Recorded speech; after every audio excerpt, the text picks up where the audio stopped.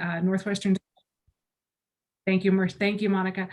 Professor at the Department of Preventative Medicine, I think, or Division of Preventative Medicine at the Feinberg School of Medicine there at Northwestern.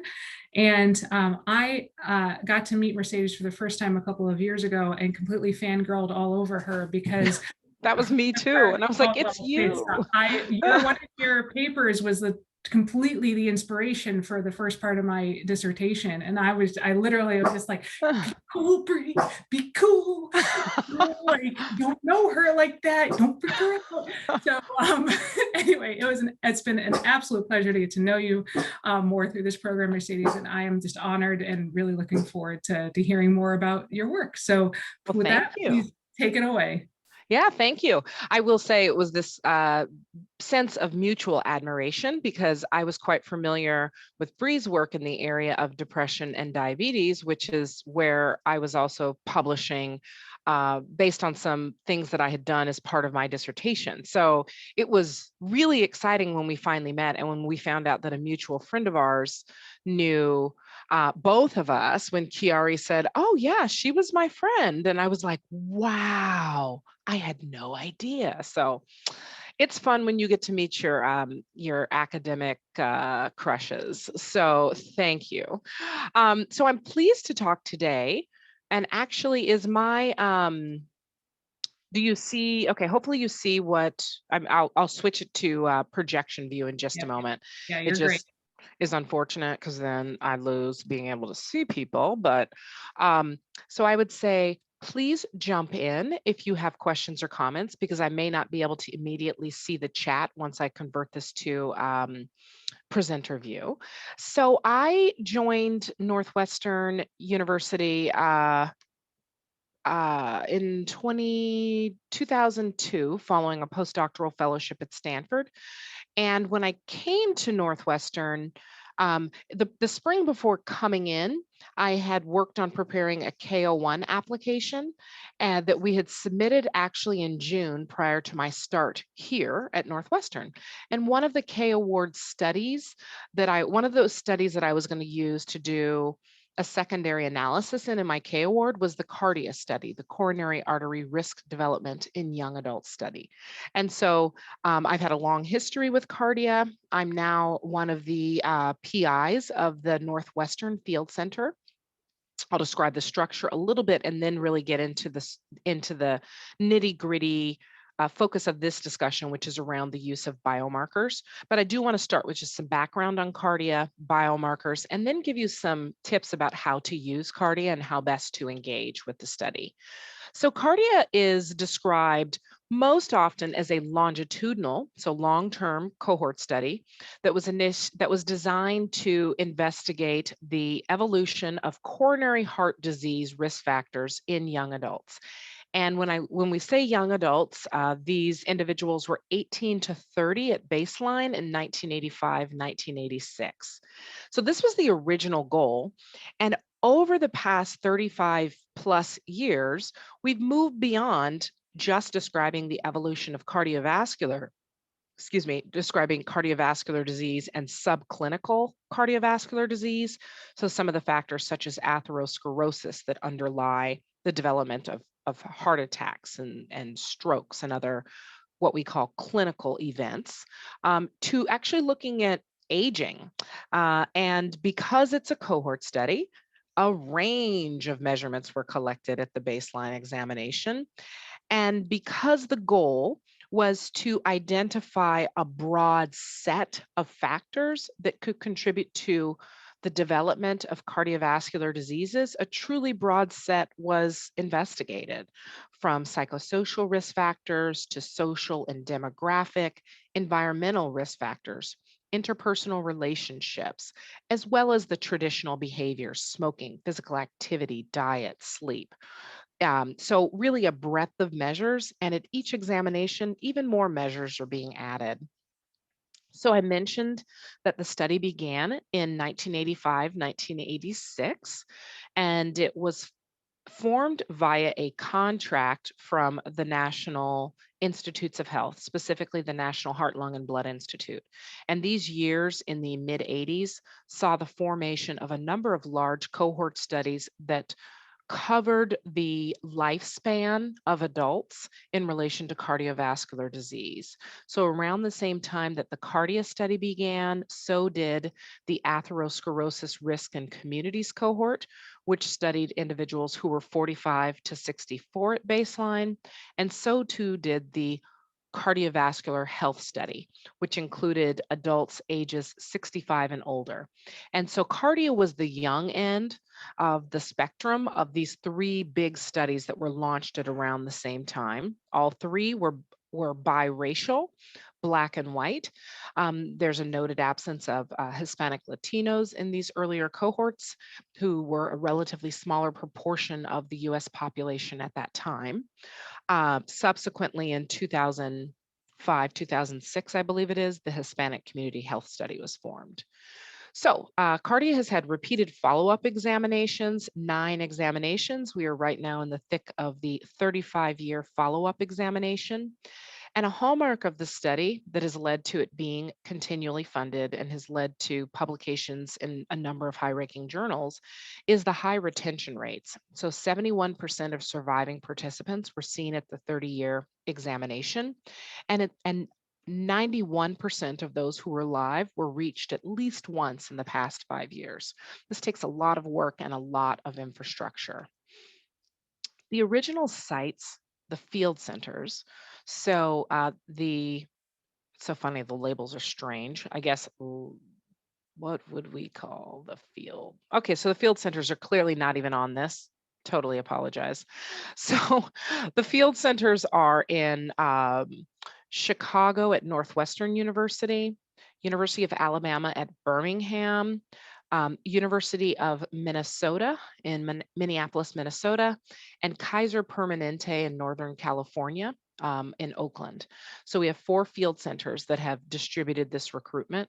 What this slide is depicting are some of the other sites that are also involved. The laboratories where we send, we store storage laboratory samples, where we process various measures and carry out imaging and other factors. And then the storage of the genetic data down in Houston, Texas. So these, just briefly, again, are the baseline characteristics. About 55% female, roughly equal distribution between Black and white at baseline. The study was designed to recruit a balance of individuals at baseline who had a high school education or less, and those with more than a high school education. The notable thing being that, when you get people's information at 18 to 30, their educational levels do change. And a number of individuals, that is in part why some of the distributions look not even by education. And then age. The goal was to initially recruit half from the youngest and half from the oldest. These are the retention rates, which describe the proportion of the surviving participants examined at each site, at each time point. You can see that it's held fairly steady between 2005 and our last examination, which was completed in 2016. We are currently carrying out an examination right now, which was meant to be our year 35 exam, spread out by 5 years, but we were delayed by COVID. I'm facing some challenges, which I will also discuss a little bit. But I think this is the meat of it. And, as much as one never wants to put up a slide with this much on it, this is kind of my point. We have loads of data. If we look at the left column, where we have data listed in different categories, you can see what we have. We've got demographics, medical history, clinical factors, the anthropometry, blood pressure, lipids, lifestyle factors, some of the measures that we will get from our blood and urine biospecimens, inflammation, fasting glucose, creatinine. performance-based measures, so treadmill test and fitness, imaging of the heart, and then through various add-on or ancillary studies, we have other types of data.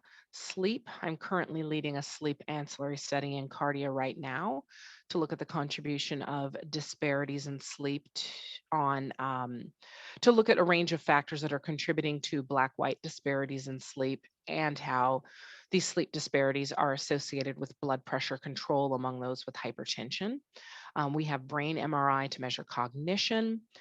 There is an ancillary study of the microbiome taken through stool samples. So stool samples are carried out in a subset, as well as genomic information.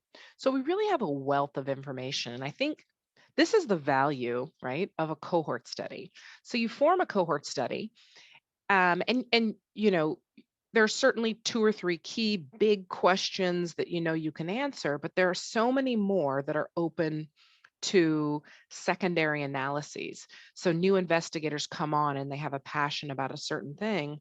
We may be able to use data that we've already collected to answer those questions. And you can see here, and this table is available on the website. And hopefully I provided a link to the website in the talk. If not, I will send it separately. But you can see we've got repeated measures of these as well. So this slide, I also just want to provide a clear picture about what we've got on both ends of the spectrum. What did we collect and what has happened?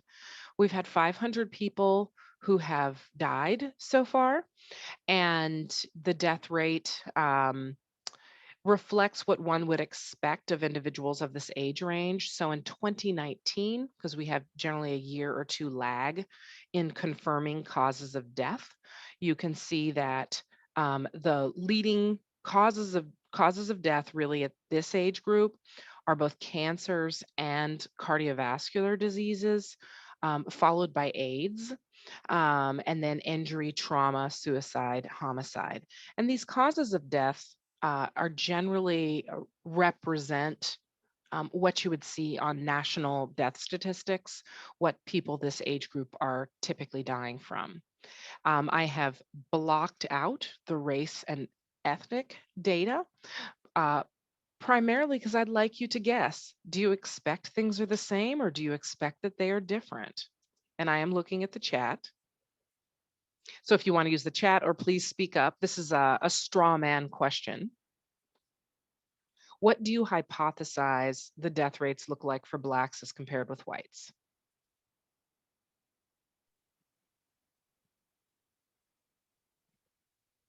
Thank you, Vanessa. Certainly higher for the Black participants. And the women versus men.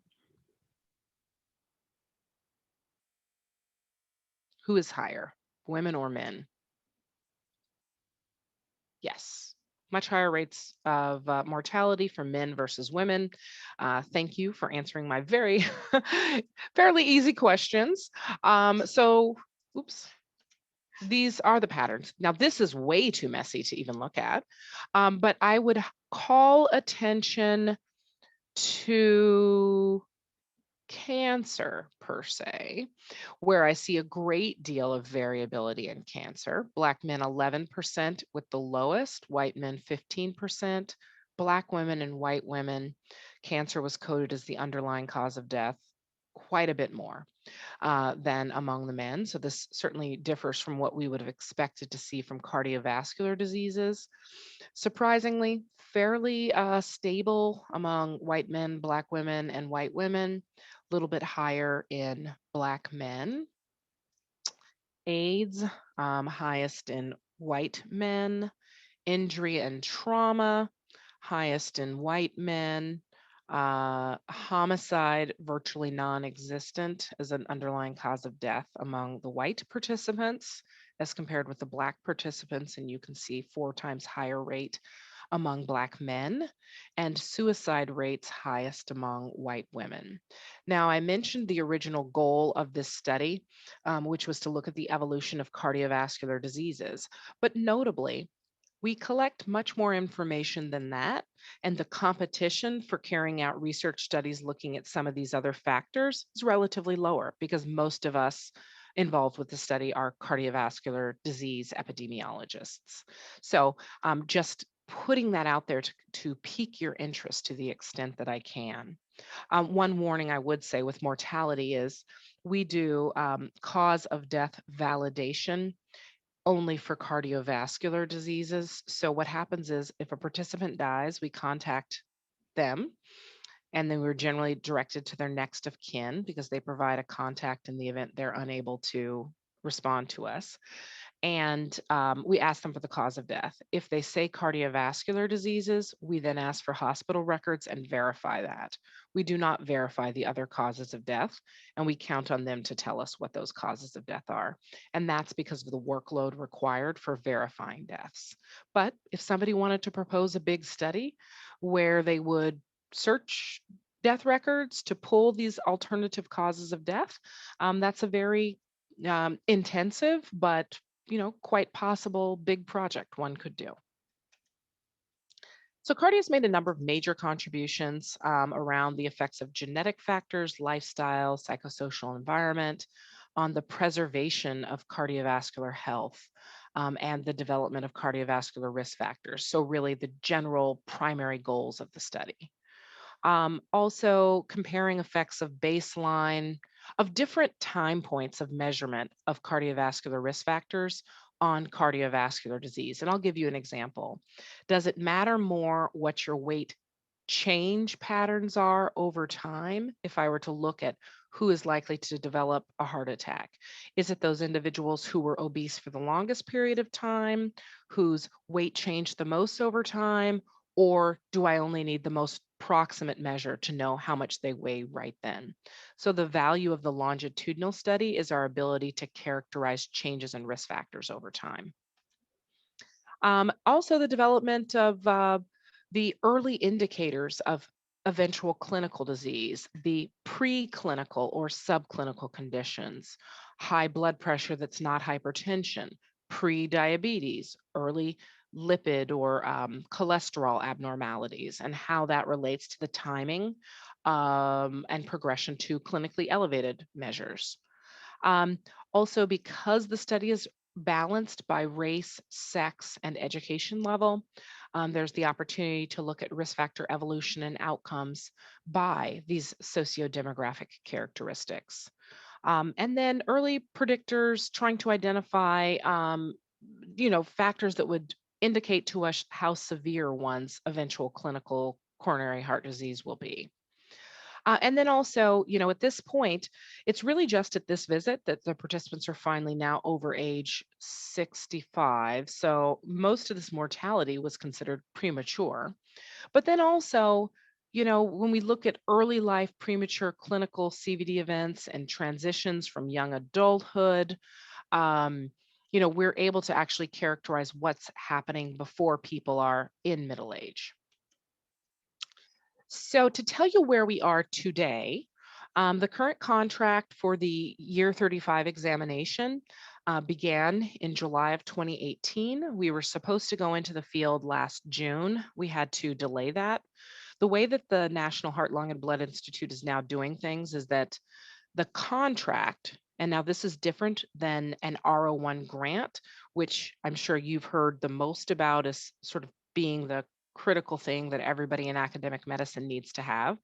A contract is where the funding agency specifies the work to be done, the timeline on which to do it, and and they engage in a contract with your institution and your investigators to carry out the work as planned. What they decided to do with these contracts was to take the science out of them and just fund the infrastructure required to carry the study on. And the science itself needed to be funded through R01 ancillary studies. And to them, this provided an opportunity for more investigators to get academic credit for proposing compelling scientific questions that could add to the value of CARDIA and that build upon its existing infrastructure. So we were quite fortunate to have 12 ancillary studies funded. But so then what happened last spring and summer? We were all obviously scrambling to keep afloat, trying to decide what to do. And we made the decision And I think this was a period in time where I must have woken up every day saying, today is not the day I'm going to fail.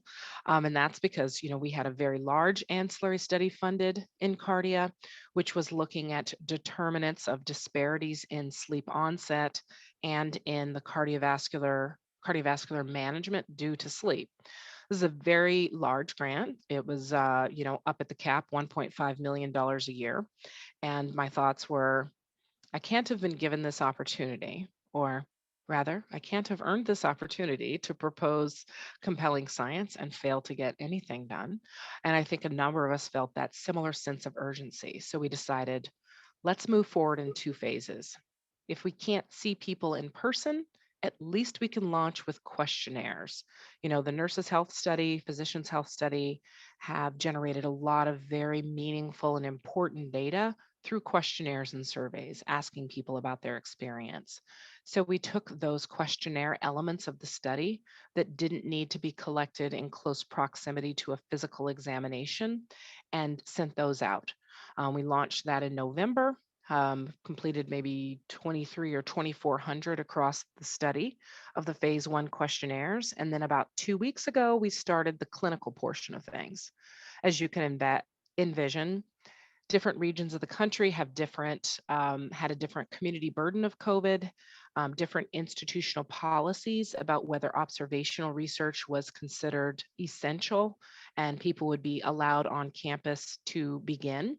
And so we've had a staggered start across the 4 field centers of Oakland, which is the most conservative. Northern California is very conservative. And the Oakland site is based at Kaiser Permanente, which is a healthcare delivery organization. And while they have a very significant and productive research division, that's not the primary focus of the organization. And so their policies have been much more restrictive. University of Minnesota has been also fairly conservative about their COVID related allowing people on site.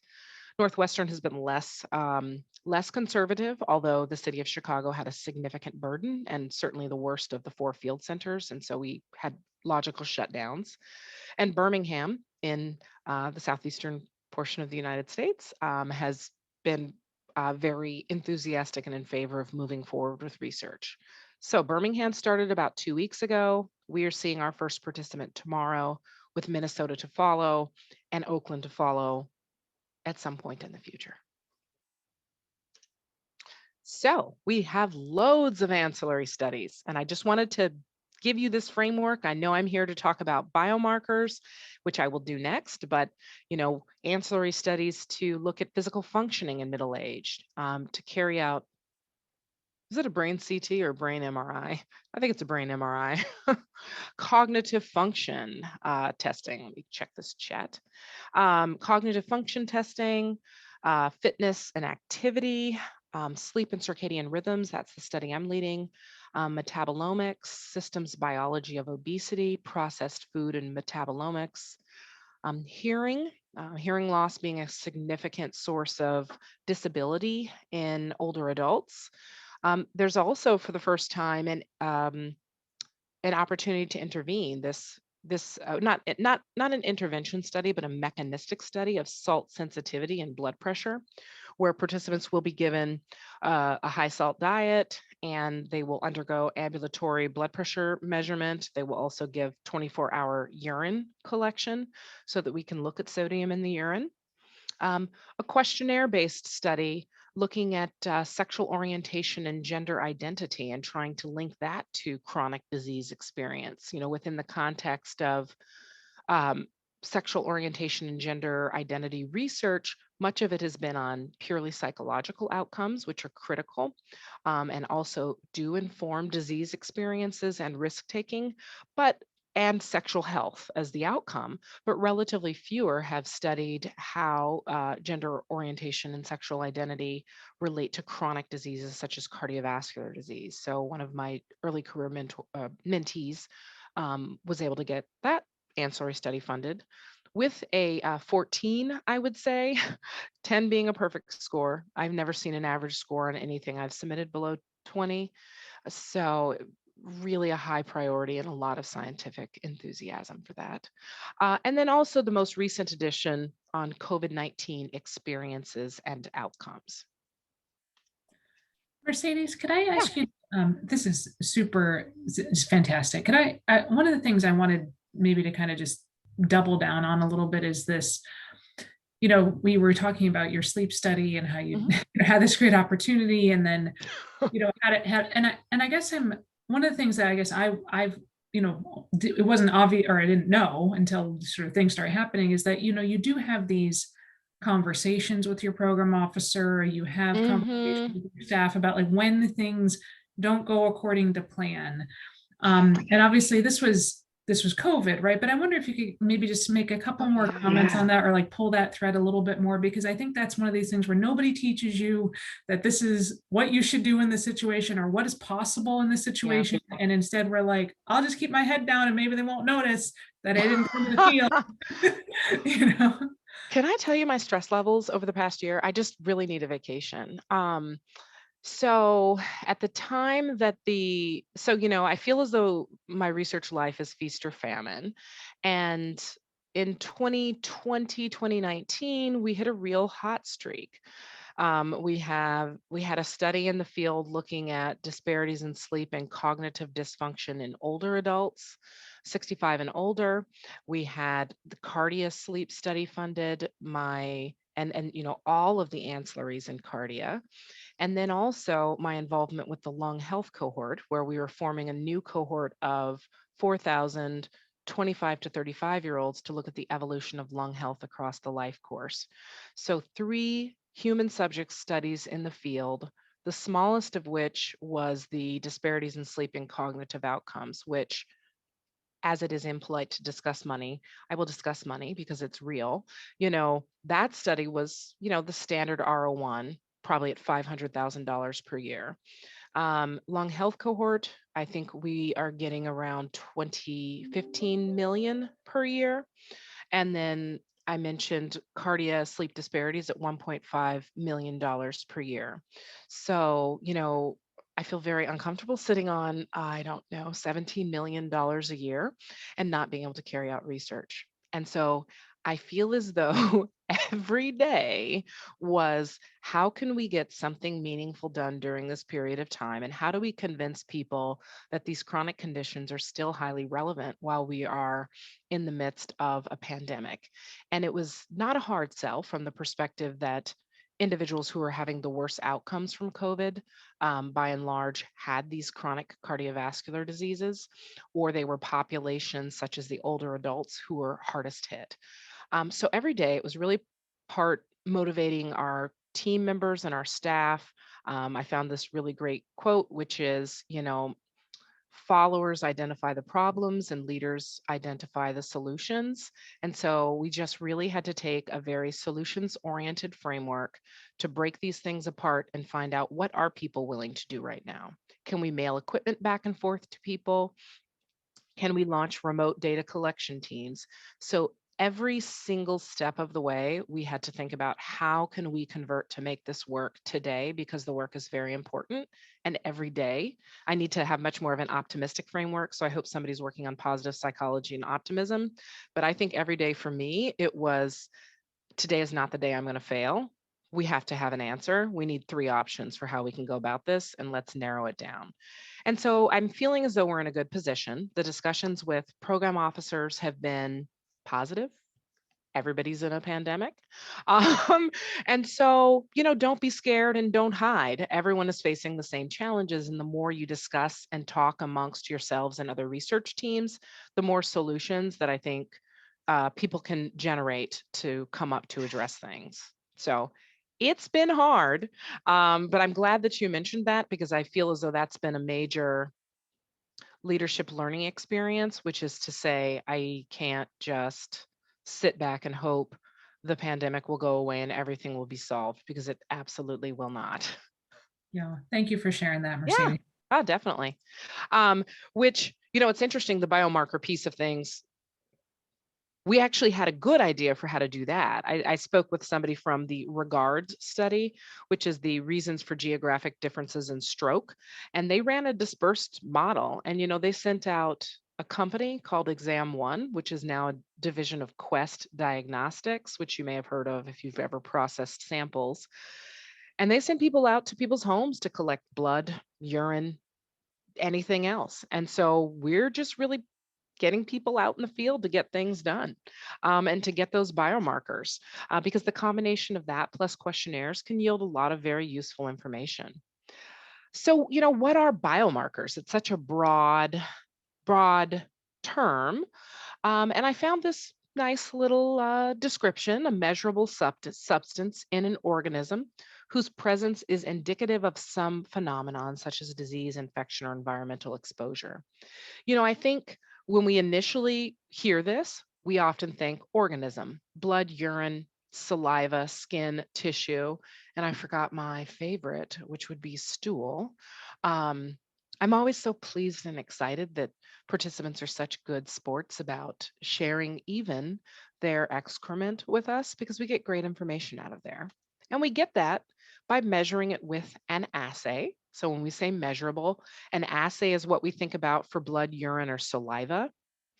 But the definition of biomarker can be broadened from a substance such as those things that you often think about, like glucose or lipids or cholesterol. But we also do, in some contexts, broadly consider imaging to be a biomarker.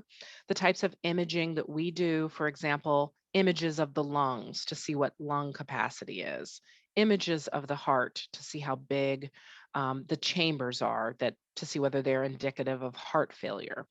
And we do those not measuring using an assay, but using an imaging tool. And we think about a disease, example being diabetes, which I think is where the majority of my scientific work has focused. And infection. Well, we all know about SARS-CoV-2 now. Prior to this, I remember 5 or 6 years ago, a fellow who was interested in influenza as a trigger for heart attacks and heart disease, which I think is the framework that gave us sort of the scientific premise and validation that an infection like SARS-CoV-2 could be directly damaging the heart as well, given that influenza does. So why incorporate biomarkers into your research? And I guess this is where I pose a question. Are any of you using biomarkers now in your research? And I will look at the chat if you can just indicate if you are using them, what type of a biomarker, or speak it out loud, feel free.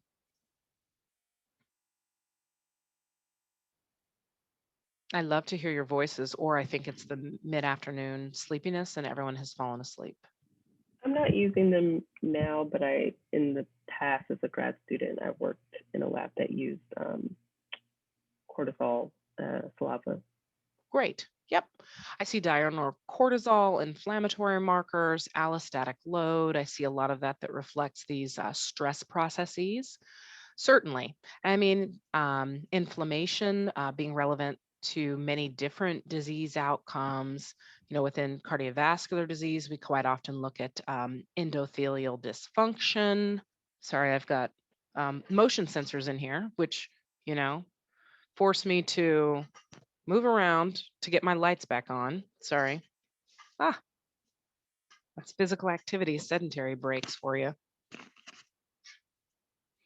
So a great deal. So this is not to say that biomarkers are the only way to get great answers. A great deal can be learned from asking people about their experiences. However, it can be hard to quantify and compare self-reported experiences. For example, and that's people can only tell you what they know and what they see.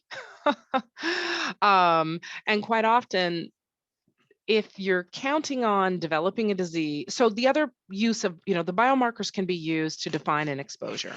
And a good example that we give is you can certainly ask people how much they smoke or whether they have stopped smoking. They can tell you they've stopped smoking, but we've got a great biomarker in cotinine where we can actually see whether or not they have recently smoked. Similar arguments can be made for other exposures, such as diet. What sort of micronutrients or macronutrients, what do we see in your blood that reflects what you've been eating? Omega 3s. I had a colleague very interested in omega 3 fatty acids in relation to sleep and promoting good sleep. I can tell them how many foods I may eat that contain omega 3s, but they can also measure it in the blood. And then on the outcome end, developing a disease is a clinical observation. Did somebody come into the hospital with a heart attack? However, that's the tip of the iceberg. There are infections and diseases developing under the skin that portend of an unfortunate future event, and that's why we want to measure subclinical diseases. If I were to consider pre-diabetes as a subclinical indication of an elevated risk of diabetes, that would be a blood biomarker.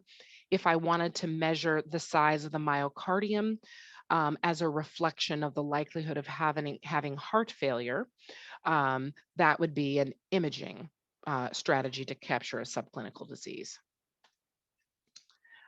So we have measurement of multiple biomarkers and lots of specimens, just starting even with blood.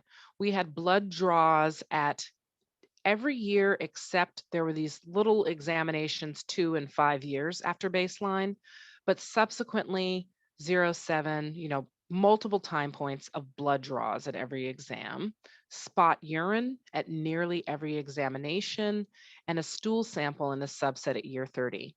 We also, which I forgot to mention, collected, I have no idea whose brilliant idea this was, but it sure worked out.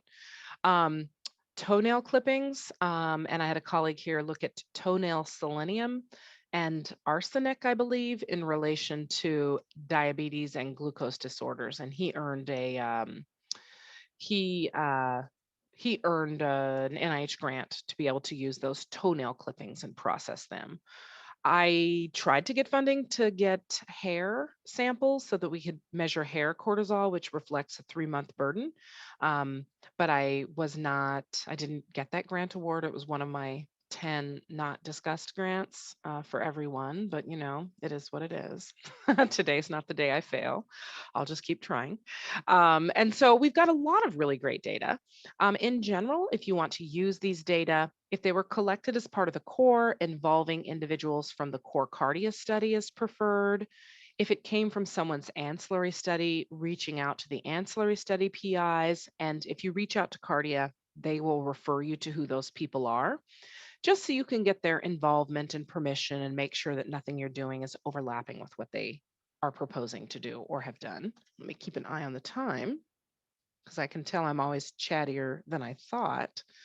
I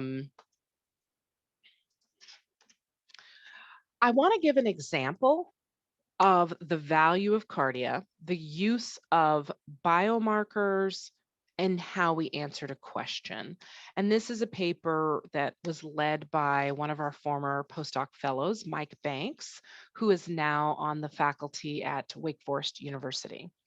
So building off of a paper I had seen in 2003, shortly after I started my postdoc, showing that there were disparities in the onset of diabetes between Blacks and whites in the atherosclerosis risk in communities cohort study, which was the 45 to 64-year-olds, I had always wondered, would this hold up if we had more measures that could explain why there are differences in diabetes onset between Black and white adults? And so we posed this question to look at a set of modifiable biological, neighborhood, psychosocial, socioeconomic, and behavioral risk factors and how they contributed over 30 years. And so, what happens when modifiable risk factors change over time?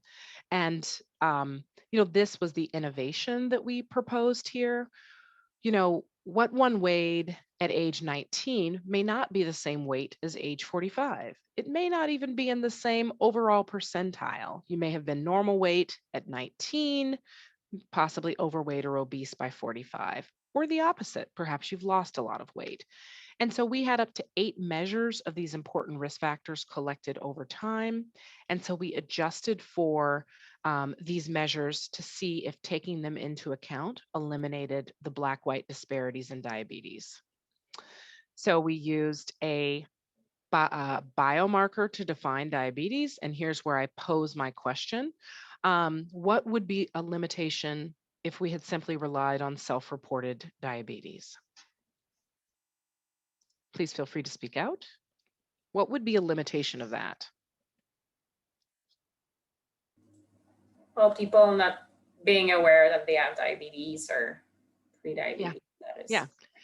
And differentially unaware, right? So I go to the doctor every year. I have medical insurance. So I know that I have diabetes. However, an individual without health insurance doesn't go to the doctor every year. They would have never known. And many people in CARDIA don't self-report having diabetes. They didn't know. We found it, albeit found it with a single measure is not, a clinical diagnosis, but, we see a strong evidence that they have it in our study. Let me find this. Are you seeing the correct screen again? Okay, great. Never sure when I flip back and forth. So the incidence of diabetes followed the patterns we expected. We saw the highest rates in Black women and Black men, relatively lower rates in white men and white women. So we see the disparities even within sex that we expect to see. Black women having markedly higher rates than white women, Black men higher rates than white men, but relatively smaller. Oops. So then these are the factors that we studied to try to explain this difference. A set of biological factors that include traditional biomarkers such as fasting glucose, triglyceride to HDL ratio, and then some of the anthropometric measures, waist circumference, forced vital capacity is a measure of lung function. We use neighborhood factors, psychosocial, socioeconomic, and behavioral. And essentially what happened when we adjusted for sets of factors, so what fell within this biological right here was obesity.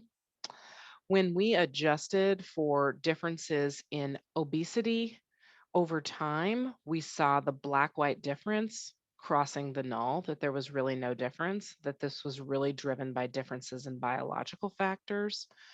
In men, similarly, biological factors accounted for the majority of it, but as well socioeconomic factors.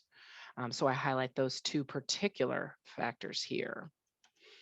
And so, this issue related to diagnosis, this is where I return to the value of the biomarker as the outcome. If socioeconomic factors are driving the disparity between Black and white men, relying on a self-reported diagnosis, even if it is, has a doctor ever told you, would miss many of the cases in Black men, and we might have gotten an overall different answer. They would have looked as though they had a much lower rate of diabetes than they actually did. So this is where having the biomarker to refine the outcome measurement yielded what we hope to be a closer to truth estimate. And this is essentially what happened when you adjust sequentially. The finding of our paper, which was null, really, but an informative null. Is there really a difference?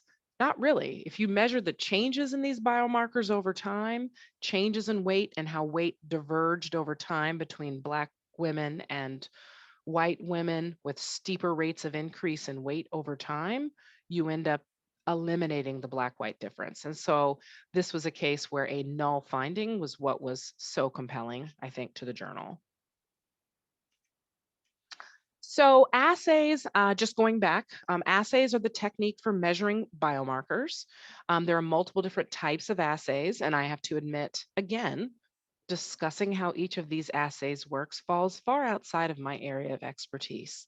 There are a range of different types of assays that have varying strengths and weaknesses depending on what you're measuring. When you're writing a grant, though, and you have an assay in there, there are factors that you need to be able to report on that would make the argument that what you're measuring is what you think you're measuring, and that it is repeatable, reproducible. What is its sensitivity, specificity? What are its values and range of detection? Will it be able to detect very low levels or very high levels?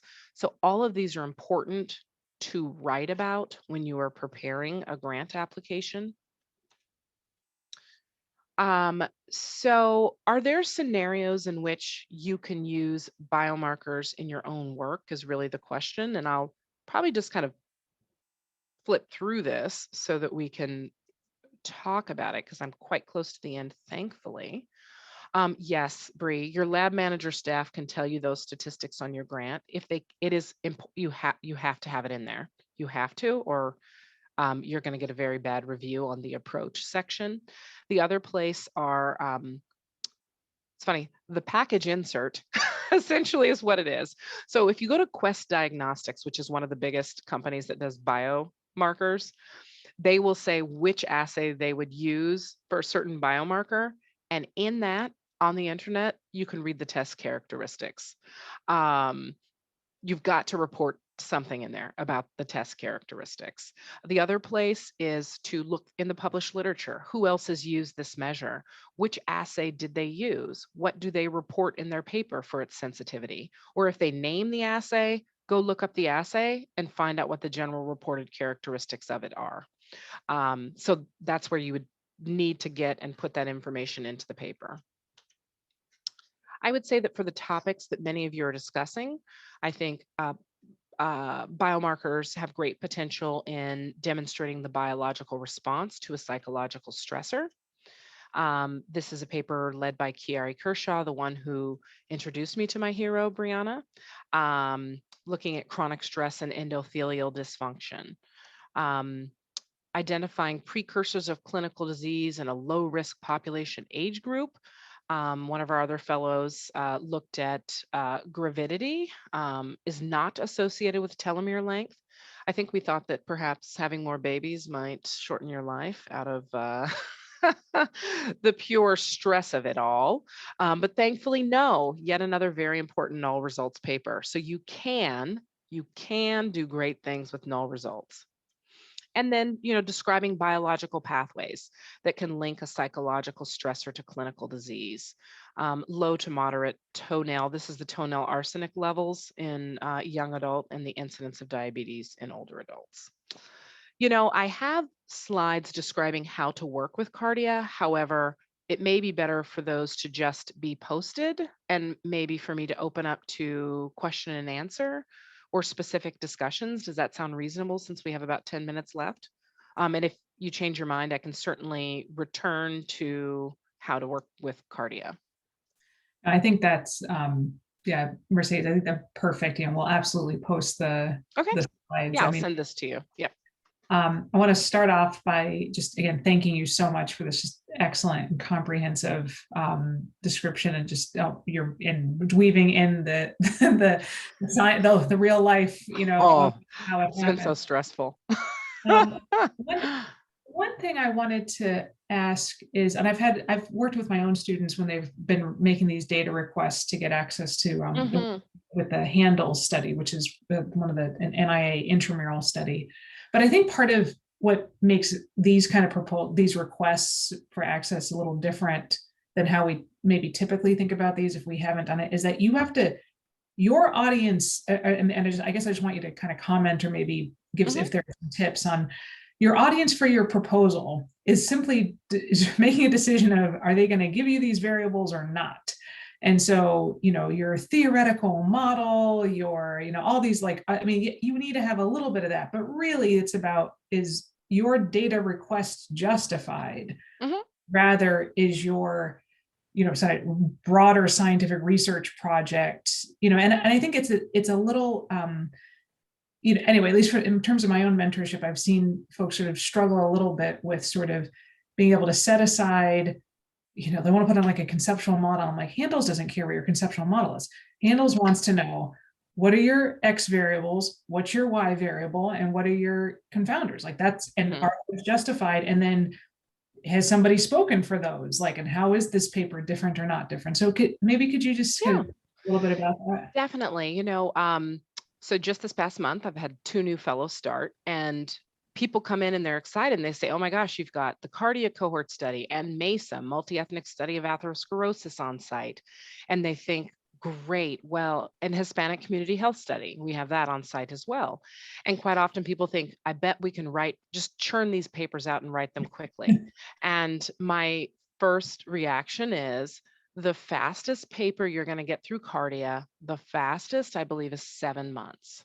And that's because there's a process. And the process is, as Bree pointed out, there's a committee, publications and presentations, that reviews your 3-page proposal. Certain sections. If you wish to spend 3 pages on a conceptual model, you can, but I would not recommend it.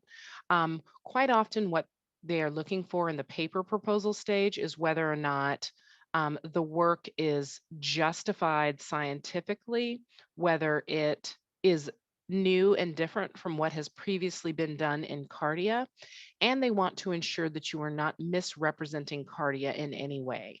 So say, for example, I said, oh, I want to do a paper on factors associated with death from AIDS. And what if I wrote in there that we have validated AIDS outcomes? We have not validated AIDS outcomes. And so this is part of the check and the review that the CARDIA study does. Let me just glance and make sure. Just wanted to make sure the school wasn't calling me with another COVID test on the day before it's out. No, it's fine.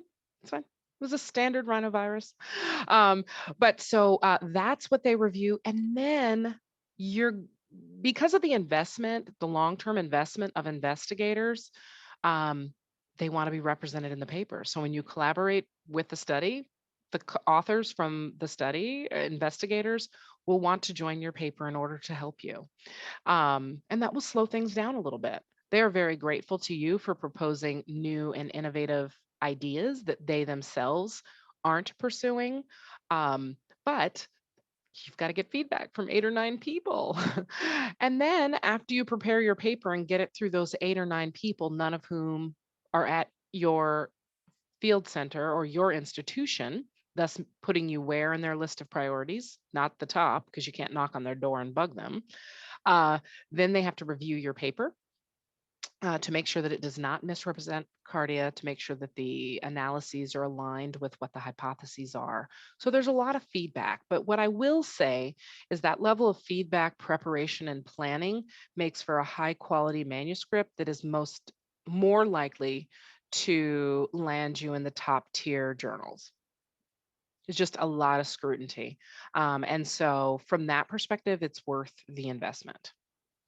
And the other benefit I would say too of the hassle is, are you proposing something that one can't just run out and go collect data and do, right?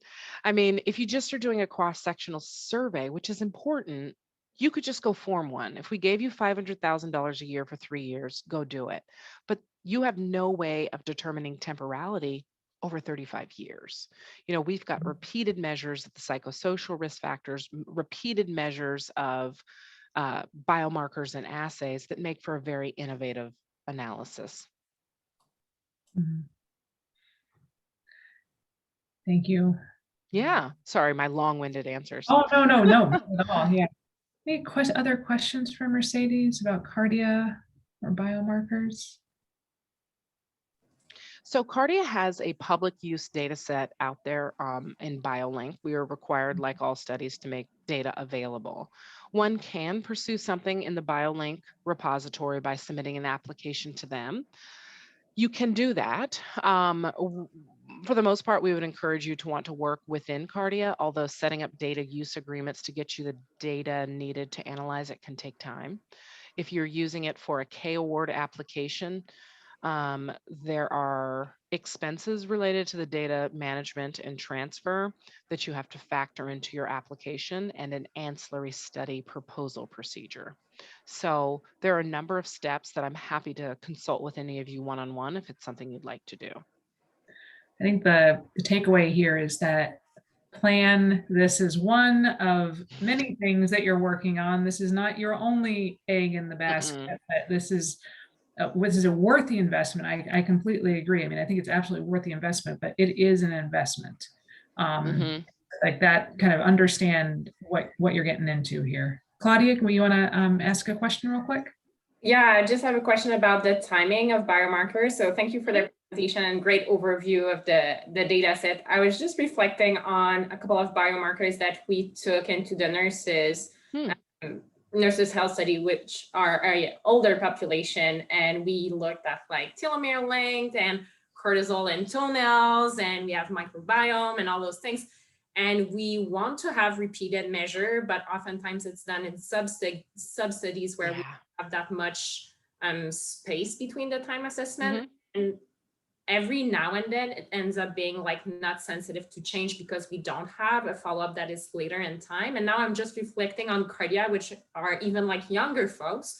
So decide on when to assess and which biomarker to assess, taking into account the fact that they are younger and probably not showing as much change in those biomarkers over time. You know, no, that's a really excellent question. So prior to this 35-year follow-up examination, things were measured every 5 years. Now, that doesn't provide as many touches as you would want for some things that change very subtly or some things that have a lot of variability over time, because you end up having to deal with a 5-year average or an estimate where you're filling in the gaps. But we do have most things in the vast majority of the cohort over those time periods. It's only recently and now with the ancillary study approach where you will now see some things measured in subsets. Previously, if they were measured in subsets, it was typically in a single field center or 2 field centers, and that was the subset, which does narrow your sample size. So no, for the most part, it is in most people and every 5 years. And yes, sensitivity to change. I think your point about variability, you want things that have real variability, because there are a lot of things that have day-to-day variability, and you need a lot more measurements if you've got something with high day-to-day variability, if what you're trying to determine is whether it has actually changed. Great, thank you. Absolutely. Any last quick question? Because we're right at time here. Again, I want to remind people you can always post a question either on Slack or the discussion board, and Monica and I will get it in front of Mercedes. Oh yeah, absolutely. I will respond. Yep. So don't feel if you're kind of reflecting on this over the next week or so, feel we can kind of use that resource here, right? Everybody's here to help you out as you're digesting these things. Definitely. And thank you for all the kind comments. I appreciate it. It's been stressful. We're seeing our first participant for CARDIA tomorrow and handing them sleep equipment. And I feel as though I'm going to sleep. If school ends tomorrow for my kids and we see a CARDIA participant and it's my colleague, Kristen Knudsen, who does sleep disparities work, it's her birthday tomorrow. It's going to be amazing. I'm going to feel great. I am wishing all the best for you. Please don't let this person no show. But I understand. I feel that fully. And I greatly appreciate not only your work, your collaboration, your collegiality, and your willingness to be part of this program. I mean, I cannot express enough. It is an absolute pleasure. Well, so please, everyone, join me in thanking Mercedes for her fantastic presentation. And I will see you in a half hour to talk about interventions. So thank you so much. Thanks. You're very welcome. Yep. Bye. Take care. Bye-bye.